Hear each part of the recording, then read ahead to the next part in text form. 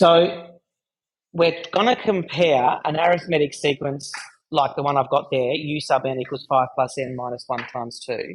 And we're going to see how it looks like a linear function and then sort of unpack it a little bit more. First of all, and you can write this down if you like, this is going to be a little bit exploratory, these notes. So you might need to be a bit choosy about what you're writing and so on. Not everything needs to be written down. But let's start off with maybe just in your workbook rather than your theory book. We've got un equals 5 plus n minus 1, 2. See if you can write down the explicit formula for that sequence. The explicit formula. Now, I'm going to say this for any, but everyone can hear this as well, of course. So remember that this expression here, this expression generates our sequence. So u sub 1 would be the first number in our sequence. We replace n with 1 and so. U sub 2 equals blah, blah, blah. When I say find the explicit formula, all I'm getting you to do is to simplify the right-hand side. Okay, that's all I'm getting you to do. So if you've done that, I'll do it a little long form, but you could have done it in one step, of course. You'd have 5 plus 2n minus 2, and so you'd end up with 3 plus 2n. That would be the explicit formula. Okay, so it's out of general form and into explicit formula form. So we've got u sub n equals 3 plus 2n. Now, what we talked about last lesson is what would happen if I graphed those points. And here's a little something I prepared earlier. Would you agree that's basically it? Here are the term numbers, n equals 1, n equals 2, n equals 3, n equals 4. And these would be the numbers that were generated. So when n equals 1, I would have 3 plus 2n, so 3 plus 2 is 5. 3 plus 2 times 2 is 7. And we can see that the common difference is 2. So we're going 5, 7, 9, 11, 13, 15. So if I plotted them, it would look like this. Can I join those dots together? Yes and no. I can join the dots together, like a dot to dot. But in terms of the context of the sequence, I cannot. Why not? France. Right, yeah. We call this countable or discrete, which means that between the 1 and 2, there is no n between 1 and 2. Do you know what I mean? There's no n between 1 and 2. There's no n between 2 and 3. It's countable, 1, 2, 3. The opposite of that is continuous. This is discrete. Okay, but we can kind of plot it, can't we? If we put a formula in here, we can actually do that. So if I create a formula and call it y equals, was it 3n plus 2? Let's go 3x plus 2. Well, that doesn't work.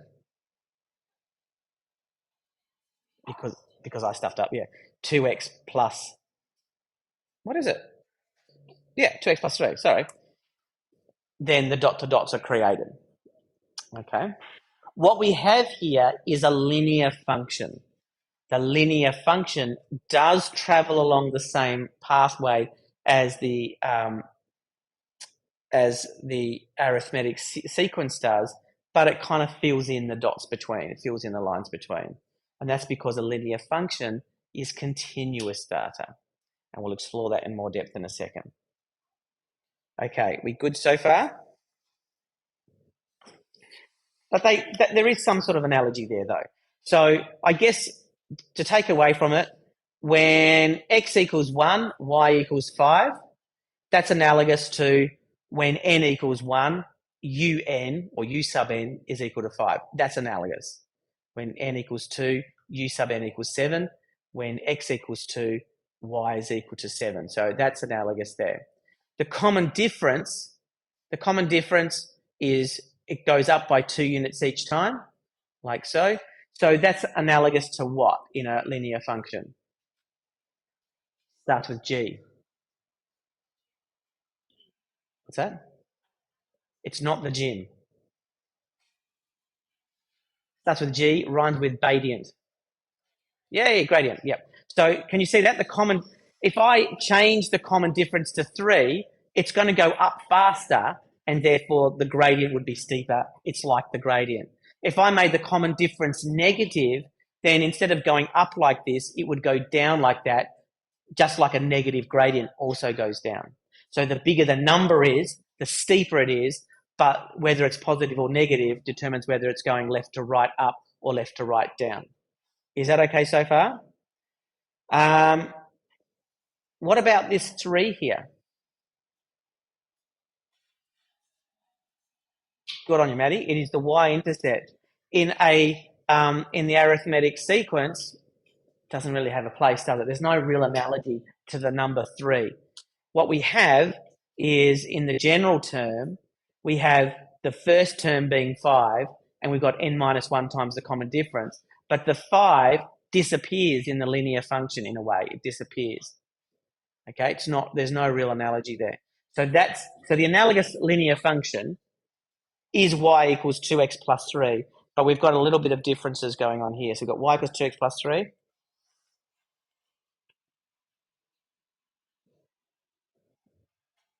where 2 is the gradient.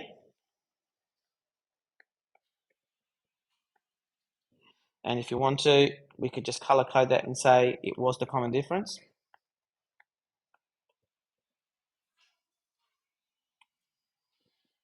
And 3 is the y-intercept.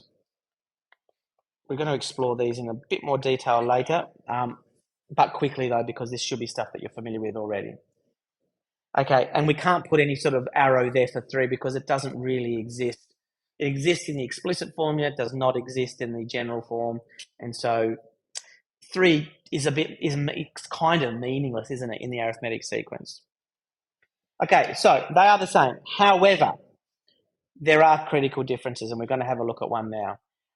I'll make sure these notes are available too, by the way, so if I write too fast and switch, don't stress about it. And if you're wondering why I divide my page into 4 like that, it's so that we've got like 4 whiteboards worth of information that you can see at once. So I'm not flicking too quickly to the next one, but it comes at the expense of size, of course. Okay, here's the however. Write it down or maybe solve it. But let's solve it like an arithmetic sequence to start with. I might pause the video and then give everyone a couple of minutes to see if you can solve it, and I'll read it out loud and everything, but I won't put that into the video because it's a bit tedious. So the general form, as I said there, is u sub n plus 5 plus n minus 1, 2. Waggle a paw in the air, put your hand up if you got 27. You're wrong. It's not 27. Who got 29? You're right. It is 29. And this is one of the flaws in using the arithmetic sequence to model some kinds of problems. The reason why you're wrong is because 12 months later would be 12 on beyond the first month, right? So in fact, what you need to do is you need to go, oh, that's equal to 3 plus 2n. So I could simplify this to start with if I wanted to. So it would be u sub 13 is equal to 3 plus 2 lots of 13, which is equal to 29. Well done. Does that kind of make sense to everyone else, though? So if month 1, you've got 5 screwdrivers, 12 months on is going to be 1 plus 12. It's going to be the 13th month that you are going to be looking at how many screwdrivers she's got. Compare that to a linear equation. In a linear equation, we would model it like this. The initial number of, we talk about an initial value. It's like the y-intercept, right? The initial number of screwdrivers is 5. And so for a linear equation, we would say that y is equal to 2x, because it's 2 per month, plus 5, which is the number of screwdrivers she started with. So then we would say 12 months later, she would have 29 screwdrivers. And would you agree that that feels more natural than the first one? Going to 13, you know, whether you worked it out or not, it kind of feels, it's not counterintuitive, but it requires almost another step of thinking. Well, if it's the first month, then it's 12 months on, so that's 13 months. Whereas in a linear equation, you're sort of instinctively got the idea that you're starting off with a zero kind of thing. You're starting off at zero, and so you're moving forward from there. So there's one of the key differences between an arithmetic sequence and a linear function. A linear function, which can go negative as well, might I add, but just in terms of the context of this problem, a linear function starts at zero, starts with an initial value of zero when x equals zero. So it starts off with that, and then you build from there, whereas an arithmetic sequence starts off at one. The concept of n equals zero is missing from an arithmetic sequence, let alone negative numbers. Okay, does that make sense? When I say does that make sense, I'm really asking, am I making sense? Yeah, okay, cool. Try this one then. Similar, it's a different issue, but starts off kind of similarly. And then a 200-litre swimming pool empties at a rate of 20 litres per hour. How long until that pool is empty? I'll pause the video. I'll give you a couple of minutes to try out. First, model it as an arithmetic sequence, and then solve. And then we'll do the same thing with a linear function. Let's spell it out. We need to work out how long it is until empty. There's the general term there, u sub n equals 220 minus 20n. And we need to recognize that an empty pool is a pool with no water in it. So u sub n equals 0. So what we're going to do is we're going to substitute 0 for u sub n, and we're going to solve for n. So 220 minus 20n, add 2n to both sides to get 2n is equal to 220. And that gets you n equals 11. But for the same reason as before, I was hoping you might have learned your lesson from last time. No dramas that you haven't. Again, what is 11? 11 is the 11th hour. Okay? So n equals 11 means the 11th hour. And in the context of our sequence, i.e. 10 hours after the first hour, where we said it was 200 litres. Okay? So because we set it up as u sub 1 equals 200, that gave us our first hour of 200. So between the first hour and the 11th hour, there are 10 hours. So the answer is 10. It requires more thinking to do it that way. The alternative thinking that you might do is you might go, well, if the first hour is after it has emptied for 20 litres, then that first hour is actually going to be 180. So if you created your sequence with this being 180 and then solved, you would have got n equals 10 as well. Okay, so that would have been a legitimate approach as well. Yeah? However, when we look at it from a sequence, it feels a little bit more natural. So we would generate it a little bit like this. Y equals minus 20x plus 200.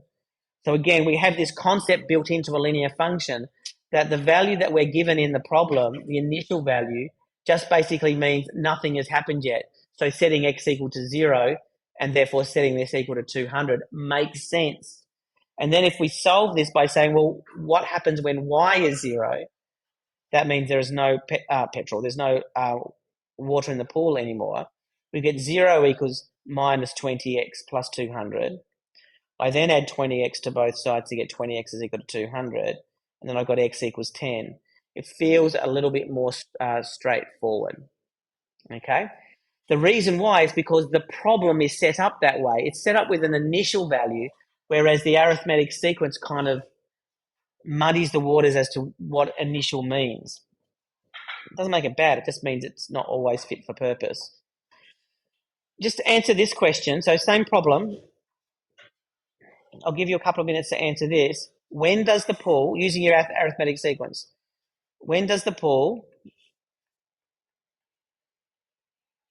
have 150 litres of water left?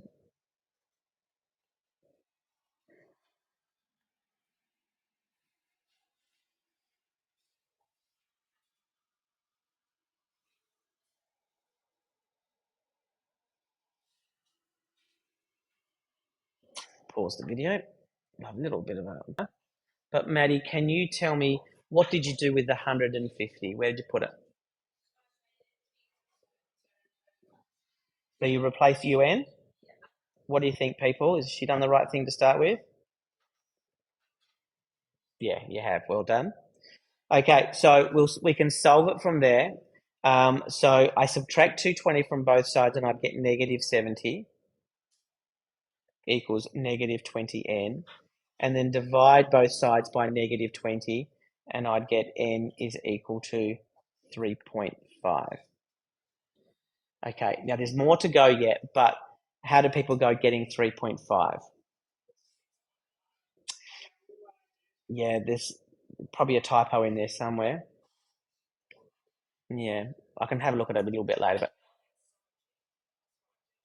but okay. You got a different random. Did you add them all instead of subtracting or something random? Maybe. I'll have a look at it later if you like. So n equals 3.5, and again, hopefully we've learned our lesson now. If n equals 3.5, then when does the pool have 150 litres? 2.5 hours after. So well done. However, what issue have we encountered here?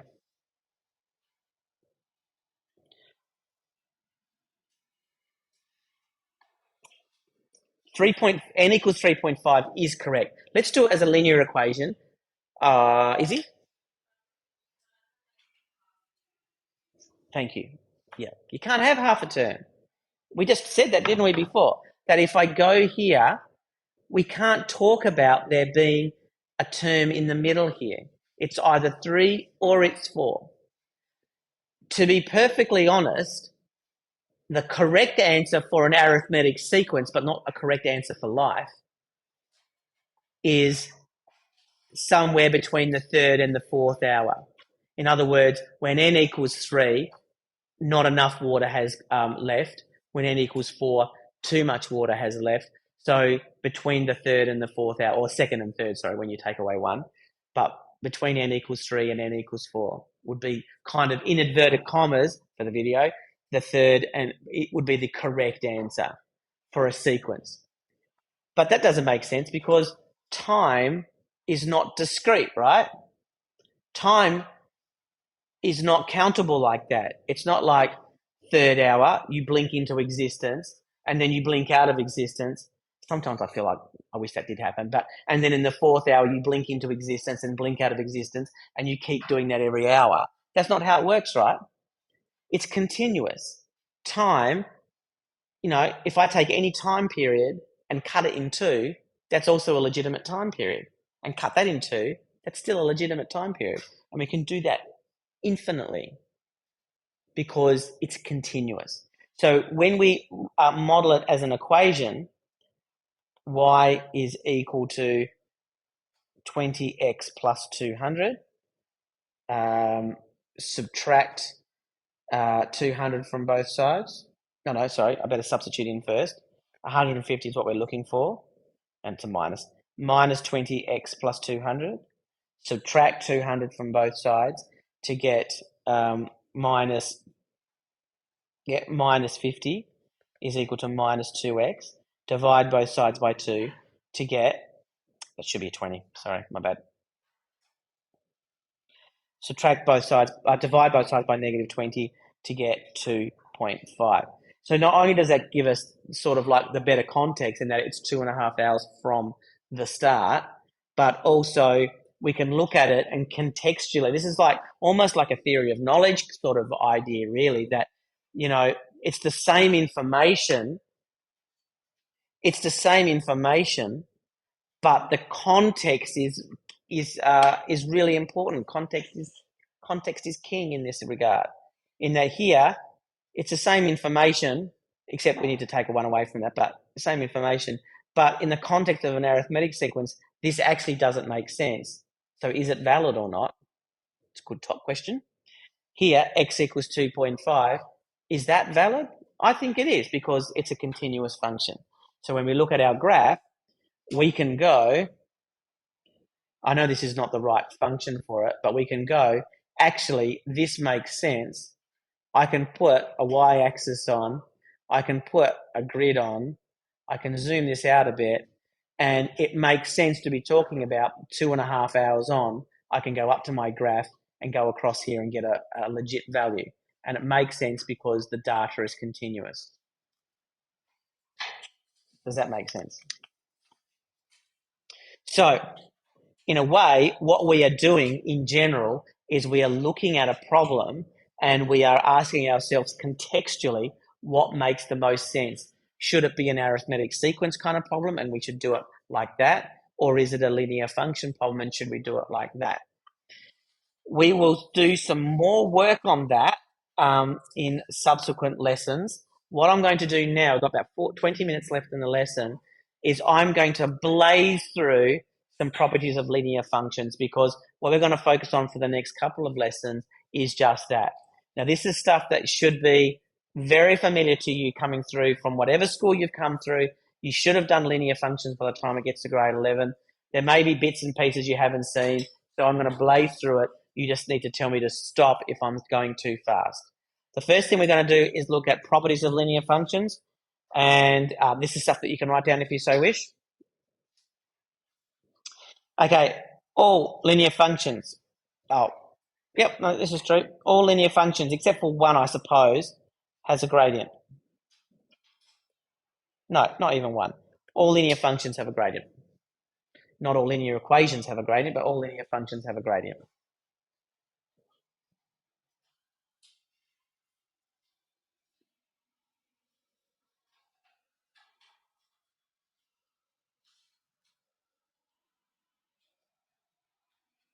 What? Parallel lines have what? Rupert.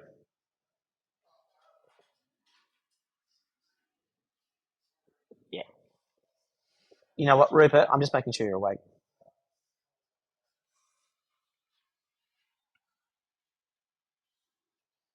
Okay, so I didn't have this screen on before. I was writing, but you weren't seeing. So properties of linear functions. All linear functions have a gradient. The gradient might be 0, but that's still a gradient. If two or more lines are parallel, then they have the same gradient. This is something we're going to explore a little bit further.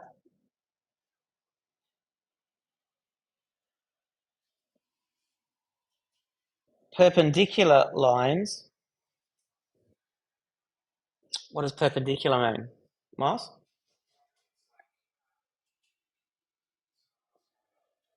At a right angle, perfect. Yep, crossing over at a right angle is exactly right. What do we know about their gradients? Anyone know? Close, not the 2-bit. Negative, yeah, -1 over, yeah. I'll give you the, yeah, over m, yeah. I'll give you the fancy name for it. It's they are the negative reciprocal of each other. The reciprocal is when you flip a number over. So the reciprocal of 3 is 1/3. The reciprocal of a tenth is 10. The reciprocal of 2/3 is 3/2. So you're flipping the fraction over.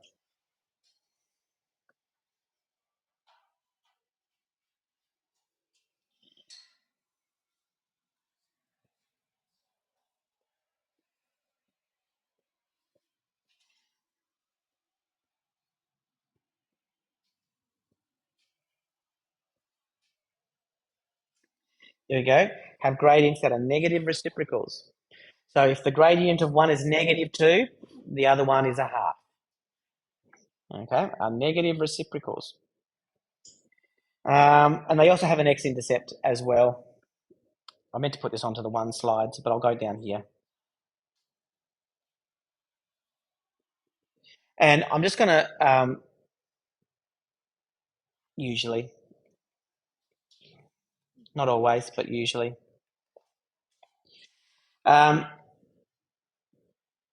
I'm just going to put this down because when we do lots and lots of different function types, I'm going to be saying this over and over again. The x-intercept is let y equal 0 and solve, okay, always. So that's going to be a point of the form something or other 0. And a linear function always has a y-intercept.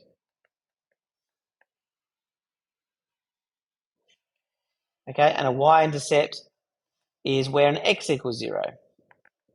So we have a point 0, comma, whatever. Don't know what it is, but that's what it is. Okay with that? Alrighty. Doing well, guys.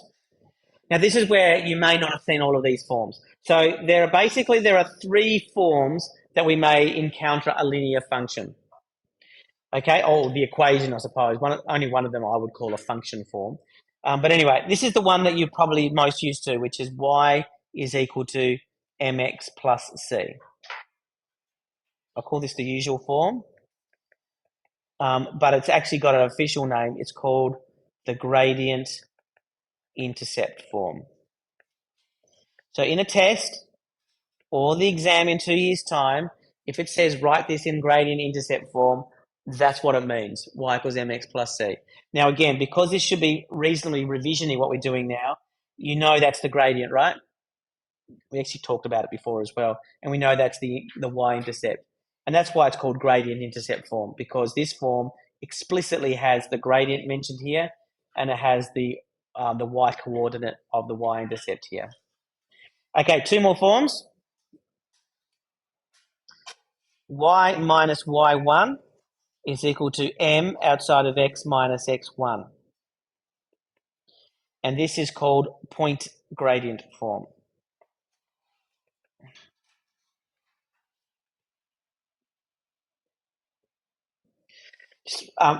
Just polling the class. I don't care whether you know it or not, but who's seen it before? Just seen it? I'm not going to.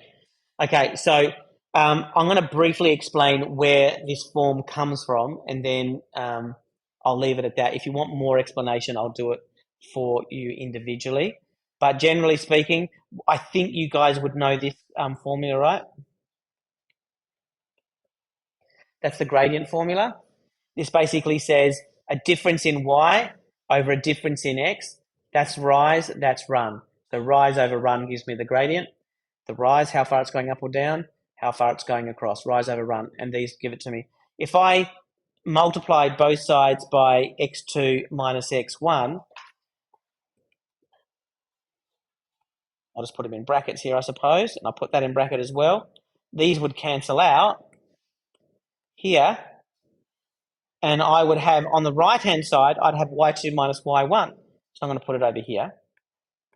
And on the left-hand side, which I'm now swapping to the right-hand side, I'd have m outside of x2 minus x1, like so. So that's just a straight manipulation. But that's for a very specific point. That's for the point x1, y1 and the point x2, y2. So what we do is we say, let's take the x2, y2 and let's just make it any old x and y rather than specifically. So effectively, when we go from a specific point to a general, we're talking about a variable instead of a specific point. And so we get that form there, y minus y1 equals m outside of x minus x1. That's where it comes from. It's just the gradient formula rewritten. It's not important for you to know that how it's formed, but it is important for you to know the form. The third one is something which you may be least familiar with. I would normally write it like this: ax plus by plus d is equal to 0. And this is called the general form of the equation. Pretty much when you have everything over on one side of the equation, it almost always gets called the general form of, in this case, a linear equation. Ax squared plus bx plus c is the general form of a quadratic, etc. The textbook, I'm going to just put this in as another form as well, because the textbook has it in this form, so that when you see it, you don't think it's really weird. The textbook puts it like this: ax plus by is equal to d. That's the form of it. I haven't subtracted d from both sides because that would give me negative d on that side. I've just expressed the formula differently. Ax plus by equals a number. Okay, so that's how the textbook has it, but I'd probably prefer it to be in the version above, but it obviously doesn't matter too much. I reckon if you were given an exam and they told you to put it into general, if they gave it to you in general form, it would be like that. Alrighty, that's basically it for the theory. What I'm going to get you to do now is some practice work. I have deliberately not I'm deliberately not going to go through any worked examples. I'm going to put a bunch of work down. You're going to continue working on it tomorrow, but not for the whole lesson. The idea is just to uncover for yourself if there are things that you're really unsure about how to solve, and I'll help you one-on-one. If I notice there's a pattern in the classroom of not knowing something, I'll just run a little lesson on it instead. But so don't stress if you don't know it, but it's stuff that I'm sort of thinking you probably know, so I'm going to get you to have a go at it. I don't have the page number down, sorry, but it is. I'm going to pause this as well because you don't need to see this in the video.